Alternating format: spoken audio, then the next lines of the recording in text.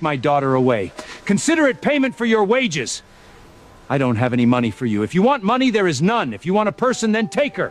When Robert Miller said this, he shoved his own daughter, Emily Miller, in front of me, treating her like cheap merchandise. Emily looked at me with tears in her eyes, trembling all over from fear. At that moment, I finally understood that when a father becomes cruel, he can be even scarier than a stranger. But she didn't know that from this very second, her life was about to completely change. My name is Daniel Carter. For more than 2 months, I have been working in a cabbage greenhouse in a remote village in Gangwon-do. Every day I went to the fields before dawn and didn't stop until it was dark. Robert Miller promised to pay me at the end of the month, but in the end, he didn't give me a single cent. Everyone in the village thought I was just a poor migrant worker from out of town, but they didn't know that I was a millionaire, hiding my true identity, a man with enormous wealth. I left a luxurious life in the city only to find something money could never buy: a perfect woman, a real, kind, noble-hearted woman. And during this time, what I saw most was Emily's suffering.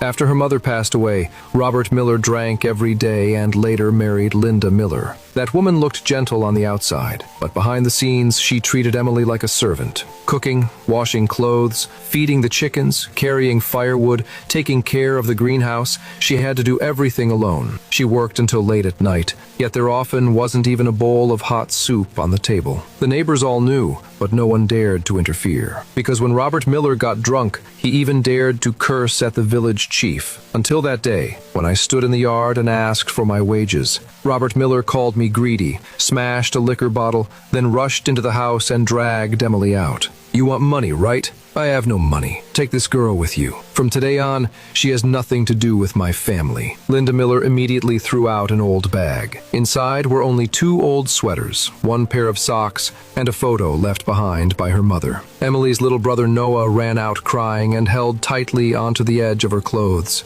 "Sis, don't go." But one furious roar from Robert Miller forced her to leave immediately. Emily didn't cry anymore. She only hugged her little brother, lowered her head, and got on the bus to Seoul with me. Along the way, she sat by the window, tightly holding that old bag. The bus was noisy, but I still heard her quietly praying. "Dear God, please, don't let this man be like my father." I said nothing, because I knew her days of suffering ended here. A few hours later, the bus entered Seoul. The lights of the Han River, the tall buildings, the subway, and the traffic made her freeze completely in place. She still thought her father had sold her to another strange man, but she didn't know that I had already asked my assistant to prepare a house, a lawyer, and a new life for her. And she knew even less that the girl despised by the entire village would soon wear an expensive gown and stand in front of everyone again. When Robert Miller sees her again, he will regret it so much that he will fall to his knees. To be continued.